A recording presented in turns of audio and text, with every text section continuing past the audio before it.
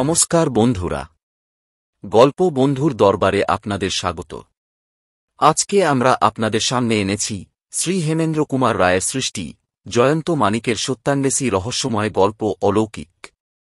আজকের এই গল্পের সূত্রধর ও কথক আমি অর্থাৎ ক্লিপ চ্যাম্পের ভাস্কর।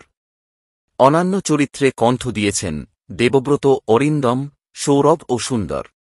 তো চলুন আমরা এখন শুনে নিই আজকের গল্প অলৌকিক। গল্প শুরুর আগে আপনাদের কাছে আমাদের একান্ত অনুরোধ, আমাদের চ্যানেল গল্প বন্ধুকে সাবস্ক্রাইব করুন। আপনাদের সহযোগিতা এবং ভালোবাসা আমাদের একান্ত কাম্য। ধন্যবাদ।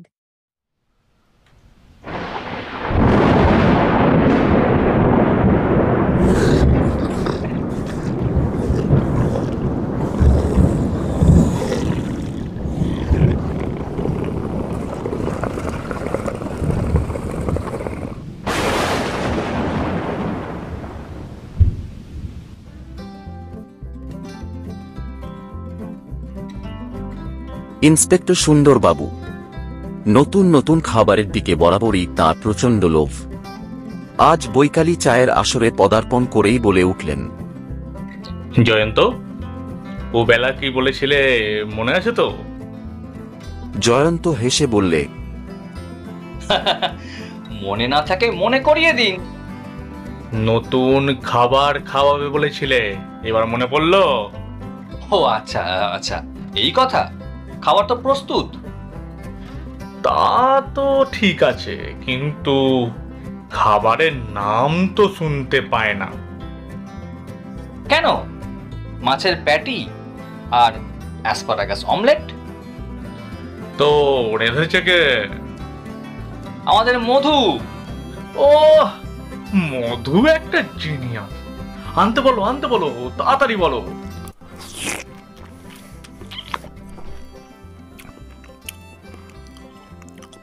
চা পর্ব শেষ হল যথাসময়ে। অনেকগুলো প্যাটি আর ওমলেট উড়িয়ে সুন্দরবাবুর আনন্দ আর ধরে না। পরিতৃপ্ত ভুঁড়ির ওপরে সস্নেহে হাত বুলোতে বুলোতে তিনি বললেন, মনের মতো পানাহারের মতো সুখ কি আর এই দুনিয়ায় আছে? কি বলো মানিক? মানিক বললে, কিন্তু অত সুখের ভেতরেও কি একটিও ট্র্যাজেডি নেই? তা কিরকম? খেলেই খাবার ফুরিয়ে যায়। তা যা বলেছো ভাইয়া। আবার অনেক সময় খাবার ফুরোবার আগেই পেট ভরে যায়। হ্যাঁ ভাইয়া, ওটা আবার খাবার পূরণের চেয়েও দুঃখজনক ব্যাপার। খাবার আছে, পেট কিন্তু গ্রহণ করতে নারাজ। অসহনীয় দুঃখ। ঠিক এমন সময় একটি লোক ঘরের ভিতর প্রবেশ করল। তাকে দেখেই জয়ন্ত বলে উঠল, আরে আরে, হরেন যে। বসো ভাই, বসো।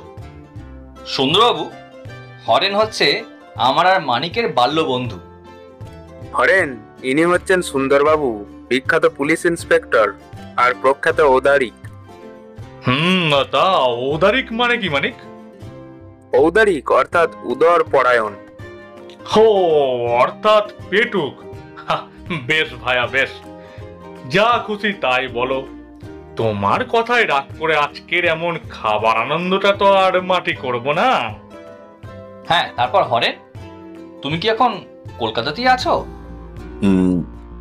না না, কাল এসেছি, আজই দেশে ফিরব।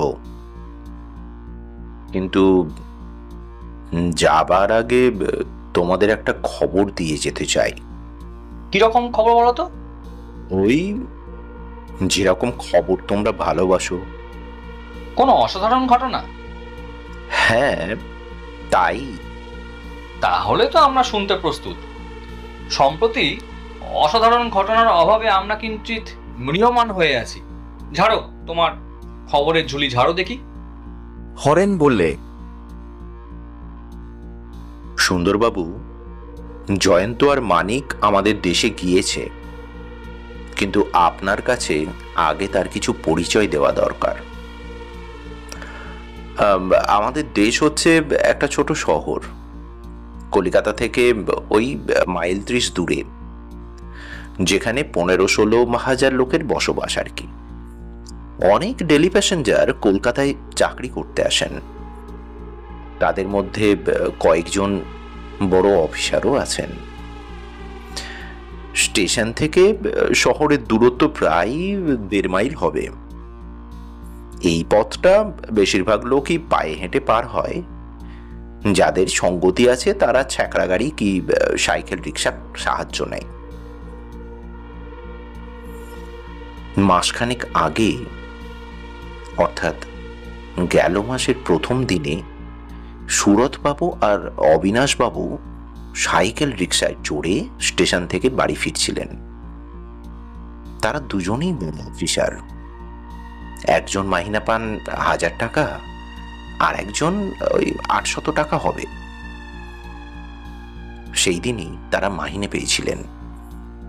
স্টেশন থেকে মাইল খানেক পথ এগিয়ে এসে একটা জঙ্গলের কাছে তারা দেখতে পেলেন আজব এক মূর্তি। তখন রাত হয়েছে, আকাশে সামান্য একটু চাঁদের আলো, স্পষ্ট করে কিছুই চোখে পড়ে না। তবু বোঝা গেল মূর্তিটা অসম্ভব ঢ্যাঙা। মাথায় অন্তত 9 ফুটের কম উঁচু হবে না। প্রথমে তাদের মনে হয়েছিল সেটা কোনো নারী মূর্তি, কারণ তার দেহের নিচের দিকে ছিল ঘাগড়ার মতো কাপড়। কিন্তু তার কাছে গিয়েই বোঝা গেল সে নারী নয়, সে একজন পুরুষ। ভীষণ কালো মুখখানা, সম্পূর্ণ অমানুষিক। তার হাতে ছিল লাঠির বদলে 1 গাছা বাঁশ। পথের ঠিক মাঝখানে একদম নিশ্চল হয়ে এসে দাঁড়িয়েছিল। রিক্সাখানা কাছে গিয়ে তার পাশ কাটিয়ে যাবার চেষ্টা করতেই সে বিষম চিৎকার করে ধমকে উঠে বলল, গাড়ি থামা। তারপরেই সে রিভলভার বার করে ঘোড়া টিপে দিলে।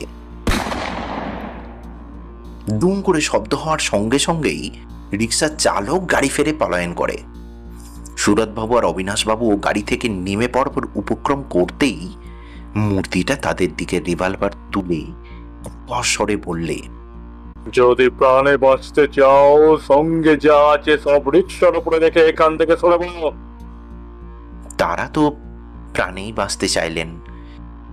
ভয়ে কাঁপতে কাঁপতে সঙ্গের সমস্ত টাকা, হাতঘড়ি, আংটি, এমনকি ফাউন্টেন পেন পর্যন্ত সেইখানে ফেলে রেখে তাড়াতাড়ি চম্পট দিল। পরে পুলিশ এসে ঘটনাস্থলে রিক্সার পাশে কুড়িয়ে পায় কেবল সেই লম্বা বাঁশটিকে।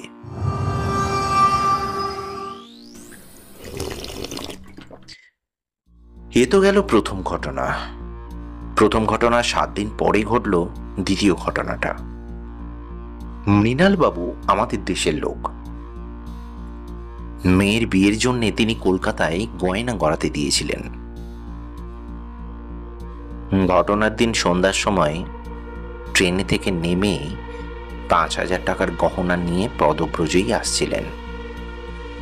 তিনিও একটা জঙ্গলের পাশে সেই সুদীর্ঘ ভয়াবহ মূর্তিটিকে অস্পষ্টভাবে দেখে থমকে দাঁড়িয়ে পড়েন। সেদিন কতকটা স্পষ্ট চাঁদের আলো ছিল বটে, কিন্তু জঙ্গলের ছায়া ঘেঁষে মূর্তিটা এমনভাবে দাঁড়িয়েছিল যে ভালো করে কিছুই দেখাবার জো ছিল না। সেদিনও মূর্তিটা রিভলভার ছুঁয়ে ভয় দেখিয়ে মৃণালবাবুর গহনাগুলো কেড়ে নিয়ে তাকে তাড়িয়ে দেয়। সেবারেও পরে ঘটনাস্থলে গিয়ে কেবল 1 গাছা লম্বা বাঁশ পাওয়া যায়। এইবার আসি তৃতীয় ঘটনাতে।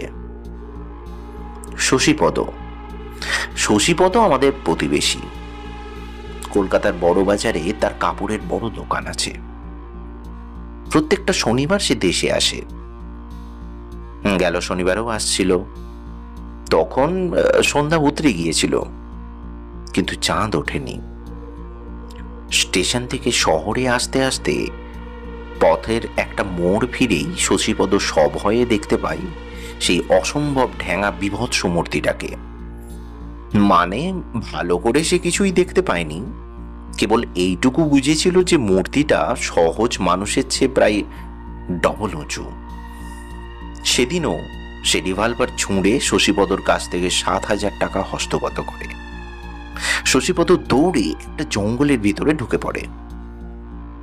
তারপর সেখানে বসেই সে শুনতে পায় খটখাট খটখটা খট খটখটা খট করে কিসের যেন একটা শব্দ। ক্রমেই দূরে গিয়ে সেই শব্দটা মিলিয়ে যায়। শশীপদ তো ভয়ে সারা রাত বসেছিল জঙ্গলের ভিতরে। সকালে বাইরে এসে পথের উপরে দেখতে পায় সেই রকমই এক গাছা বাঁশ।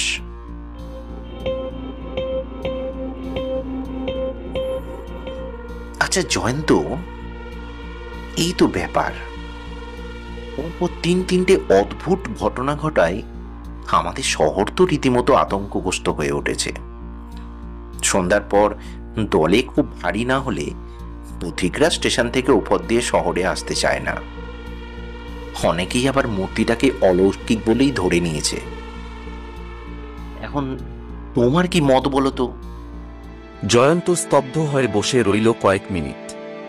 তারপর ধীরে ধীরে বললে, ঘটনাগুলোর মধ্যে কি কি লক্ষ্য করবার আছে তা দেখো। বাংলাদেশে 9 ফুট উঁচু মানুষ থাকলে এতদিনে সে সুবিখ্যাত হয়ে পড়ত। সুতরাং অনুমান করা যেতে পারে অপরাধী 9 ফুট উঁচু নয়। সে দেহের নিচের দিকটা ঘাগড়ায় বা ঘেরা টোপে ঢেকে রাখে। কিন্তু কেন? তার মুখ অমানসিক বলে মনে হয় কেন? সে একটা লম্বা বাঁশ হাতে করে দাঁড়িয়ে থাকে, আবার বাঁশটাকে ঘটনাস্থলেই ফেলে রেখে যায় কেন? সে প্রত্যেকবারেই চেষ্টা করে তার চেহারা কেউ যেন স্পষ্ট করে দেখতে না পায় কেন? শশীপদ শুনেছে খটাখট খটাখট করে একটা আওয়াজ ক্রমেই দূরে চলে যাচ্ছে। সেটা কিসের শব্দ? সুন্দরবাবু বললেন, তা তুমি কি কিছু অনুমান করতে পারছো? হ্যাঁ, কিছু কিছু পারছি বই কি। হরেন, ওই 3টে ঘটনায় যাদের টাকা খোয়া গিয়েছে তারা কি শহরের বিভিন্ন পল্লীর লোক? না না, তারা তো সকলেই প্রায় এক পাড়াতেই বাস করেন। তবে তোমাদের পাড়ায় অথবা পাড়ার কাছাকাছি কোথাও বাস করে এই অপরাধী। আচ্ছা, কেমন করে জানলে তুমি? নইলে ঠিক কোন দিনে কোন সময় কোন ব্যক্তি প্রচুর টাকা নিয়ে দেশে ফিরে আসবে অপরাধী নিশ্চয়ই সে খবর রাখতে পারত না।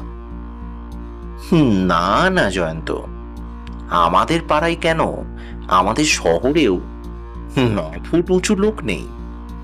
হ্যাঁ, আমি ও কথা আগে থেকেই জানি। তোমার কথা কিন্তু আমি ঠিক বুঝতে পারছি না জয়ন্ত। ঠিক আছে, আপাতত বেশি কিছু বুঝেও কাজ নেই। আমাকে আরো কিঞ্চিত চিন্তা করবার সময় দাও। তুমি দেশে ফিরে যাচ্ছ তো? হ্যাঁ হ্যাঁ, আমি তো দেশেই ফিরে যাচ্ছি। পরশুদিনই আমার কাছ থেকে একটা জরুরি চিঠি পাবে। আমার নির্দেশ কিন্তু অক্ষরে অক্ষরে পালন করবে। আর ঠিক 1 সপ্তাহ পরে তুমি কলকাতায় এসে আমাদেরকে দেশে নিয়ে যাবে।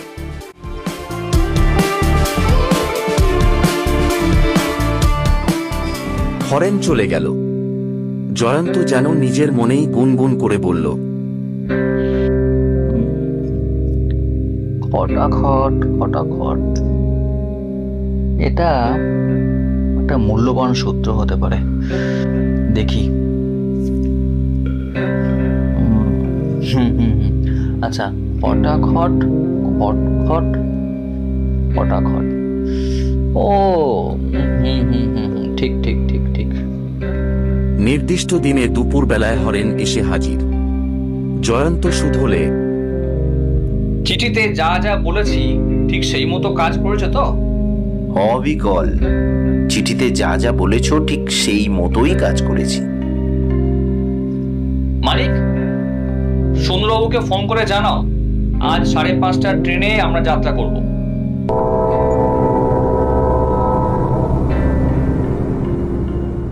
প্রায় 7:30টার সময় তারা হরেন্দ্রের দেশে এসে নামল। আকাশ সেদিন নিশ্চন্দ্র। স্টেশন থেকে শহরে যাবার রাস্তায় সরকারি তেলের আলোগুলো অনেক তফাতে থেকে মিটমিট করে জ্বলে যেন অন্ধকারের নিবিড়তাকেই আরো ভালো করে দেখবার চেষ্টা করছিল। নির্জন পথ, আশপাশের ঝোপঝাড়ের বাসিন্দা কেবল মুখর ঝিল্লির দল।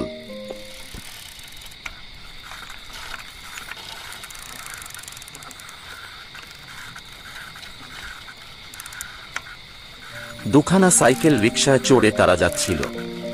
প্রথম গাড়িতে বসেছিল হরেন ও মানিক, দ্বিতীয় গাড়িতে জয়ন্ত ও সুন্দরবাবু। সুন্দরবাবু বললেন, তুমি কি যে বুঝেছ তা বাবা তুমিই জানো। আমি তো ছাই এ ব্যাপারটার লেজা মুড়ো কিছুতেই ধরতে পারিনি। জয়ন্ত বললে, ঘটনাগুলো আমিও শুনেছি, আপনিও শুনেছেন। তারপর প্রধান প্রধান সূত্রের দিকে আপনার দৃষ্টি আকর্ষণ করতেও ছাড়িনি।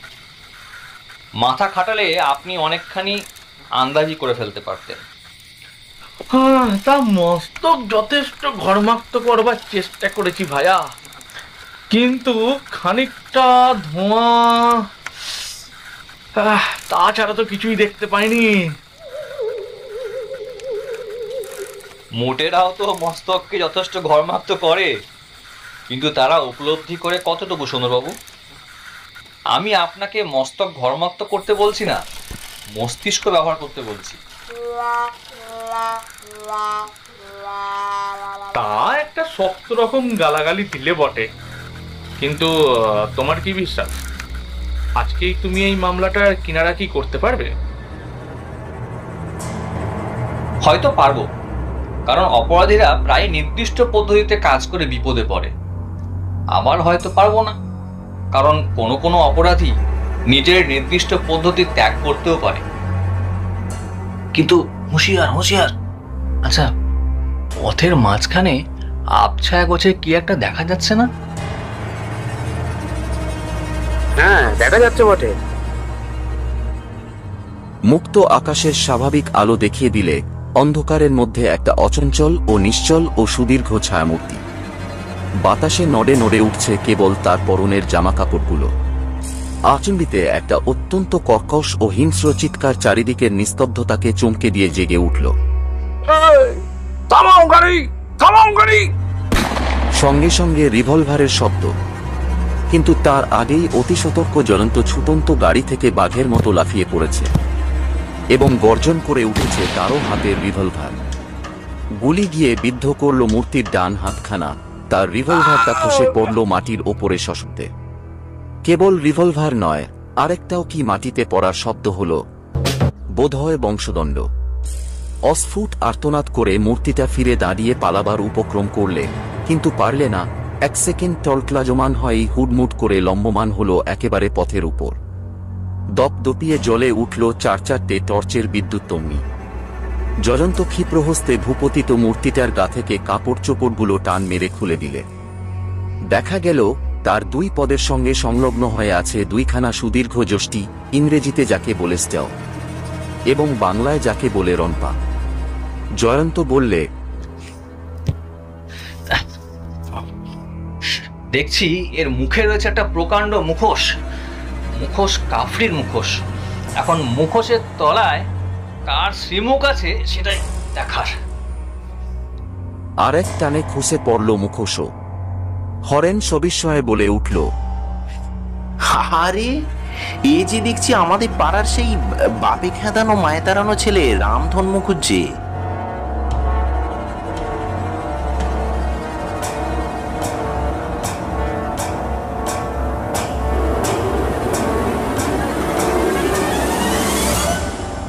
এ বয়স বাড়ার সঙ্গে সঙ্গেই তো কুপথে যায়, কুসঙ্গীদের দলে মেশে, পরে নেশাখোর হয়, জুয়া খেলে, পাড়ার লোকেদের উপরে তো অত্যাচার করে বেড়ায়। এর জন্য তো সবাই ব্যতিব্যস্ত, কিন্তু এর পেটে পেটে যে এমন শয়তানি, এতটা তো আমাদের স্বপ্নেরও অগোচর ছিল। জয়ন্ত বললে, সুন্দরবাবু, প্রধান প্রধান সূত্রের কথা তো আপনাকে আগেই বলেছি। এখন সব কথা নতুন করে খুলে পড়ার দরকার নেই, কেবল 2-3টে ইঙ্গিত দিলেই যথেষ্ট হবে। গোড়া থেকে আমার দৃঢ় ধারণা ছিল অপরাধী হরেনেরই পাড়ার লোক। সে পাড়ায়, এমনকি সে শহরেও 9 ফুট উঁচু কোনো লোকই নেই। সুতরাং ধরে নিলুম সে উঁচু হয়েছিল কৃত্রিম কোনো উপায় অবলম্বন করে। অপরাধের সময় সে আবছায়ায় অবস্থান করে, পাছে তার কোনো কৃত্রিম উপায়টা কেউ আবিষ্কার করে ফেলে। তাতেই আমার ধারণা দৃঢ়মূল হল। এখন সেই কৃত্রিম উপায়টা কি হতে পারে? শশীপদ শুনেছিল খটাখট খটাখট করে কি একটা শব্দ যেন ক্রমেই দূরে সরে যাচ্ছে। এই নিয়ে ভাবতে ভাবতে ধাঁ করে আমার মাথায় আসে রনপার কথা। রনপার ওপরে আরোহণ করলে মানুষ কেবল উঁচু হয়ে ওঠে না, খুব দ্রুত বেগে চলাচলও করতে পারে। জানেন তো, সেকালে বাংলাদেশের ডাকাতরা এই রনপায়ে চড়ে এক রাতেই 50-60 মাইল পার হয়ে যেতে পারত। পদক্ষেপের সময় রনপা যখন মাটির ওপরে পড়ে তখন খটাখট করে শব্দ হয়, কিন্তু রনপায় উঠে কেউ স্থিরভাবে দাঁড়িয়ে থাকতে পারে না। টাল সামলাবার জন্য তাকে চলাফেরা করতে হয়। অপরাধীও স্থির হয়ে দাঁড়িয়ে থাকবার জন্য একগাছা বাঁশের সাহায্য গ্রহণ করত। এবার কার্যসিদ্ধির পর বাঁশটাকে সে ঘটনাস্থলেই পরিত্যাগ করে যেত, কারণ রনপায়ে চড়ে ছোটবার সময় এত বড় একটা বাঁশ হয়ে উঠত উপসর্গের মতো। সুন্দরবাবু বললেন, এসব তো বুঝলুম, কিন্তু জয়ন্ত, আসামি এমন বোকার মতো আমাদের হাতে ধরা দিল কেন? সেটাই তো বোঝা গেল না। বুঝতে পারলেন না? আরে ওটা আমার কল্পনা শক্তির মহিমা। আগেই তো বলেছি, অপরাধীরা নির্দিষ্ট পদ্ধতিতে কাজ করতে গিয়ে হামেশাই বিপদে পড়ে। অপরাধী সর্বদাই খবর রাখত পাড়ায় কোন ব্যক্তি কবে ফিরবে বা কবে কোথায় যাবে। আমার নির্দেশ অনুসারে হরেন রটিয়ে দিয়েছিল কলকাতায় ব্যাংকের পর ব্যাংক ফেল হচ্ছে, সে ব্যাংকে আর নিজের টাকা রাখবে না। অমুক তারিখে কলকাতায় গিয়ে সব টাকা সে তুলে নিয়ে আসবে। অপরাধী এই টোপটা না গেলে থাকতে পারেনি। একেই বলে হাঁক তালে কিস্তিমাত।